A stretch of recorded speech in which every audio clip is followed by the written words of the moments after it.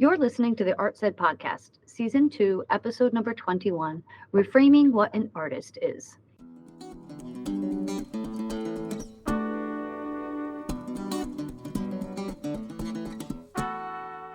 Welcome to the Art Said podcast, conversations through the perspective of the arts and education, hosted by educators and artists Shauna Longo and Edric DeBose. Hey, Edric, how's it going today? Good. I had Oreos for lunch. Ooh, that's it? That's not very healthy. Well, I'll get to the other later. Okay, all right. So today we're really excited to talk about this topic, and I'm going to say that Edric put a lot of time into kind of researching and pulling this together. So I'm going to give him all the kudos on this episode for pulling a little more of the weight on it. But we're excited to kind of reframe what an artist is. So, but it took us a while to kind of get to what the question was and what this was going to be about. Yeah, so this is a conversation that came from a conversation. So the conventional wisdom, right? Yeah, absolutely. It's really that art is made by artists. And artists are unique and special individuals with special skills, and these abilities are inherent. And and not everyone can be an artist, right? So that's typically the way that most people understand it, and the way that most people feel. So in Sean and I in conversation, where it's like this episode was kind of sparked by a comment made by a friend of mine who's very talented. He's a great artist, and he said, "Well, I don't really call myself an artist." And I was trying to figure out, well, what does that even mean? That somebody that talented, right. And then we've also had experiences, you and I both, in working with teachers, where they feel like, well, I'm not really an artist, so this arts integration thing, I can't really approach it. I don't really know. Listen, I remembered. I'm not going to mention names. You might know who I'm talking about, but I know a teacher who spent their entire career, literally 25 years. As a high school choral director, we're like, I'm not a choir director. And I'm like, yes, you are. You've been doing it for 25 years. At what point do you own it? But it's just that comfort level of defining who they are, having it be definitive of themselves. I mean, and let's also throw into the equation students, right? Because I was doing an observation today of a teacher, and as I heard a student say, I'm not an artist. I can't do art. And it was the first day in art class, but it's real. That narrative is not uncommon. And that's why we felt it was important to kind of talk about it through an episode. Right. So we started out with, well, let's reframe the idea of what an artist is. Right.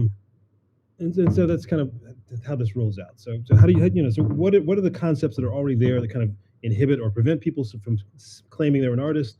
And what kind of concepts are in place? So that's kind of the idea. I think it's the first thing you have to take apart. Yeah. So I think about these. A friend of mine was sending me videos of street fights for a while. Right? Okay. So but it's interesting. So there's one guy. He was this dude is street fighter. This guy was frightening. If he punched either one of us, we'd be dead. Yeah. And so it was about him, and he's kind of harassing this professional boxer. And he goes up to the guy, and he makes the guy fight him. So at a certain point, the boxer's like, okay, fine, let's do this. And as the boxers are working with him, he's showing the guy, look, dude, you can't hit me. You can't hit me. And he would tap him on the face, he would tap the body, just to let him know, I could have punched you, And right. He basically said, look, man, there are levels to this thing, right? So they're both fighters. Yeah. They're both effective, but one is, there are different levels, though, right? So, and I think that's one of the things when you talk about being an artist, that's one of the things that comes into the equation.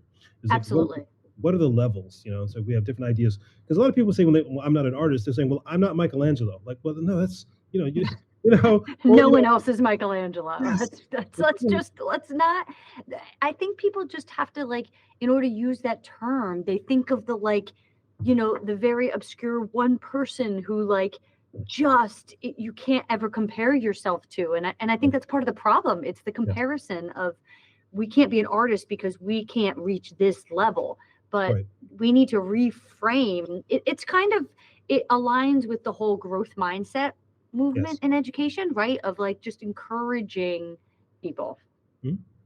So when you talk about levels, that's the first place I thought of going. So when you talk about levels in education, you go right to Bloom's taxonomy for me. 100%. So it's how do what are you defining, and then how do these levels work? So in the first case, it's remembering, right? You can hold on to the information. Next is understanding.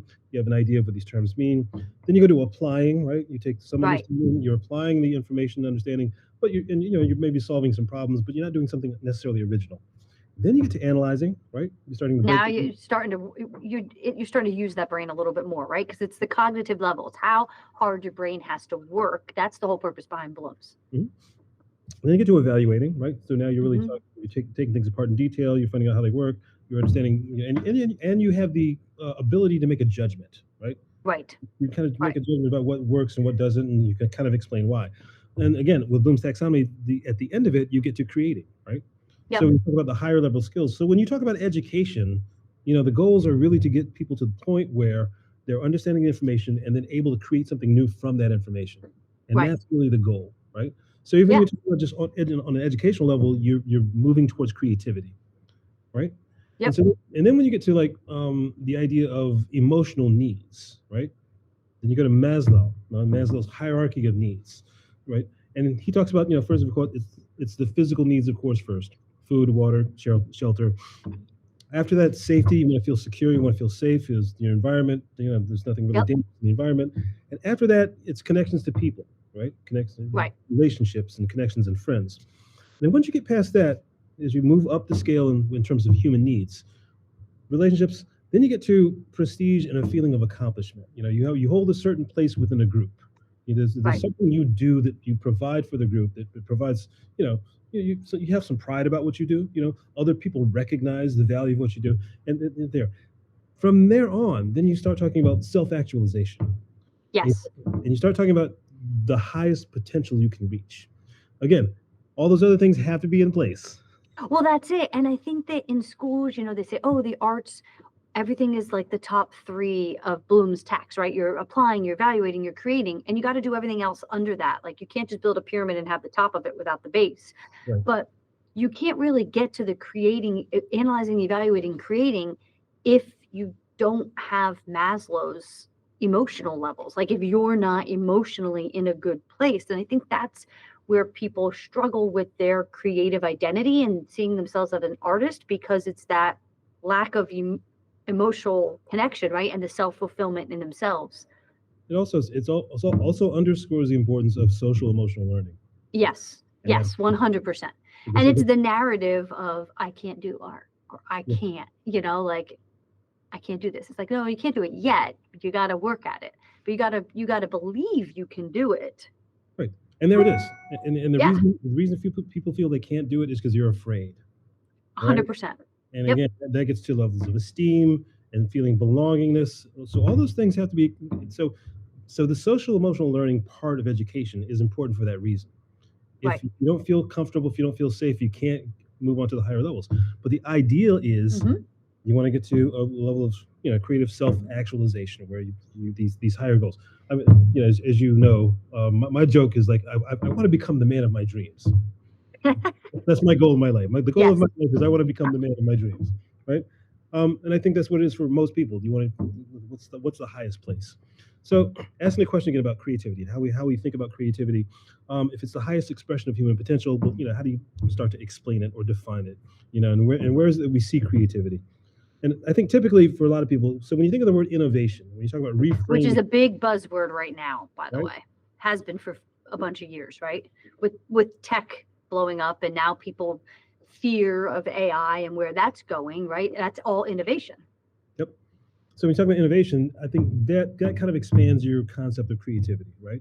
Because innovation is usually about Yes. finding something new or a new way of making something available that's needed, that's useful, that's desired, right? So all those things come into play when you talk about, and it expands the conversation. So I just want to try to make a note here. Part of what the difficulty was with this episode was how do you reframe? We're talking about reframing what an artist is. I found the question really was, what's the value of reframing it? Right? Right. Why do we do that? Why is it Yeah. necessary? And I think why it's necessary to reframe it is because if you're talking about um, psychological and emotional needs, if you're talking about the structure of education, you move towards that creativity thing, and we're now seeing that most of the work that's coming in the future is not going to be assembly line kind of thing. It's really about you having to add your understanding and ability to analyze and create, and that's really what you're going to be getting paid for in the future. Right. Exactly. And so the arts there, the arts education, as if you're an advocate, you've already feel this. but that's really supports social emotional learning. Um, helps kids cope with their feelings, right? Kids have a lot of feelings, a lot more feelings than people think they do. Yeah, And they have it's like a wide range of feelings, right? And our kids have faced trauma like we never thought of. And so that plays a part in all of this, in getting that getting them to a place where they can self-actualize and believe in themselves and create. They've got to first get through that. right. So if the arts play a role or can play a role in that particular area of social emotional understanding and then moving towards a level of creativity, I think that's why it's important to reframe what art is and what an artist is and how you approach this. So Yeah. that reluctance that people have, again, I think it really goes back to those levels, right? Hmm. With Bloom, you're talking about, analyzing the information, creating something new. There's a level of risk and uncertainty, though, and that I think is also what makes people cautious. Like a Absolutely. student who's like, "Oh, I'm not really an artist," because you feel like if you're putting something out there and other people are looking at it and have opinions about it, And again, I'm in an elementary school, and I hear all the time, "So and so said my work is ugly," Right. It's like, come on. but you But know, it's real. it has an impact, especially somebody young that doesn't have defenses. That can be it can really limit you. But so I think this creativity thing and putting yourself out there, and there's a certain level of risk and uncertainty about it, and that's why people tend not to um, identify as artists because they feel like they're not doing you because they kind of know it. You kind of know that when you're as an artist, you're putting out work that may or may not be received. You know. Right. Um, that's what I appreciate Seth Godin. Seth Godin has a book, The Icarus Deception. He talks about artists as individuals that are challenging the status quo. So if somebody challenges, it's one of the things that artists do. And if you Yep. challenge the status quo, it's one of the things that goes along with being an artist, right? And he talks about applying creativity, especially in the digital economy, right? Especially the way that things have Yep. opened up and that the ways of getting your message or your content out have really shifted. You don't need the superstructure you needed before. You can kind of be more direct. Hmm. But but you have this culture that tells you to conform. There's still so many pieces of that industrial model that are left over. It's like you go here and you start here and you get this and da, da, da, da. Well, and there's just so many people that don't understand the new way and its purpose and how it functions and what's needed because they're so used to their experiences in the past. Right. And so yeah, all those things are placed. To go back to something we said earlier, there's another great book. It's called Art and Fear by a couple of guys, Bales and Orland, a couple of teachers, and they talk about that same thing of look, it's about getting your work done. It's not about trying to be Mozart or Michelangelo. It's like you do your work. There are You work, do you, right? but being a working artist, like this, it's really about getting your creativity out there. And but again, the title of the book is Art and Fear because they're aware that there's this caution that people have about making work, how it's going to be seen or how it's going to be judged. And it's and there's something I know a lot of musicians. They're not going to become famous. They're not, and they know it. And they're not going to be headliners, but this music is a way of life for them. Right. It's something they hold as dear. So there's something inherently valuable about pursuing this. So I was talking to a kid last night, and that's kind of exactly what he talked about. It's really about a way of life, and really about a way of taking what you are experiencing internally and sharing that with others, right? And Yeah. that's why we do the work. Because or it's like starting a business, and the purpose of your business is not really you're trying to make a bunch of money, but there's a service you want to provide that you feel like adds value to other people's lives. Hmm. There's something you offer that someone else doesn't offer. Right. And it's that joy of receiving and your life being about this thing that you care about, and that's more important. Absolutely. Yeah, because that's kind of the way I feel. I have a lot of friends who are retiring, and they're retiring and they're telling me they hated their jobs, you know. Yeah. And I feel like I've been lucky because I love art, and I've so my life has been connected to always to the arts and to music. Right. So so it's like again the value of reframing. So I think if you can reframe what you do, it's not so much about what you do, and I think that's really, you know It's the how you do it. It's not what you do, it's how you do it. right. Yeah, absolutely. Well, and Einstein said that creativity is seeing what others see and then thinking what no one else ever thought before, right? And that's really a lot of creativity. Being an artist or being creative in is in itself an act of reframing where, it's, people gripe with in the music industry with sampling and, oh, that they stole that from this. And it's like, listen, everything's based on the same set of notes, same key. Yeah, pop music's all based on the same three chords or what, you know what I'm saying? Mhm. But it's what you do with it. It's how you make it stand out. It's how you reframe it. Right. And I'm not saying people shouldn't be original, but you can still be original by taking an idea from someplace else and tweaking it to make it your own. Right. So there's a constant movement. I think Mhm. I think it's another thing that people need to understand that art is not it's really not this one thing. Just in the same way that technology and information moves, the definition of what art is moves. Right. Absolutely. So Yep. there's something about just constantly paying attention, and that's really the core of it for me is really just paying attention. I recently came across this great term. I think it's probably going to be one of my next tattoos. it's Hmm. called it's called zanshin. It's a Japanese Okay. concept, and it's a martial arts concept. I'm using the Japanese um, s- uh, expression for it, Okay. but it's about this constant perceptive awareness. So if you're in a fight, if you're sparring with someone, you don't relax once you've thrown a punch. You don't relax once you have your opponent in a defensive position. You're constantly aware that, or there might be other threats. There might be other people, that you have to be aware of. You might be aware of the circumstances. But it's always this thing of this constant awareness. We kind of touched on this before when we talked about the importance of observation, right? Seeing Hmm. in the classroom, seeing who your students are, what that really is. I think that is an important part of creativity. When I think about just to go back to some of my favorites, conversation with Herbie Hancock and Miles Davis, and they were in the middle of a set, and Herbie Hancock accidentally played the bridge way too early. Oh, okay. Oh, he cringed, and he said, Miles, pause for a second. He said, and then he played something on top of that that made it perfect, that made it work. And he Yeah. said, and that was one of the lessons he learned from Miles Davis. Like you're constantly looking for what is actually going on in your environment. You're not running on automatic.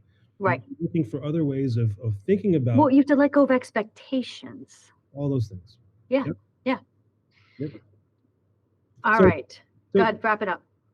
so yeah. So the bottom line is if education is focused towards creativity, if the science and the research says that where we're going is a place of creativity, those are the things I think that are important to think about when you think about why you want to reframe or expand your understanding of what an artist is or what art is. And it's really about the way you go about doing something. So you can bring to whatever work you do some kind of an originality, a different way of looking at it. I think it's helped me in the work that I've been doing and being moved from place to place to place. But that's part of why I understand the value of it. All right. Well, we hope you enjoyed this conversation and the way the way we reframed what it is to be an artist and to be creative. We will see you guys in the next episode. Tulu.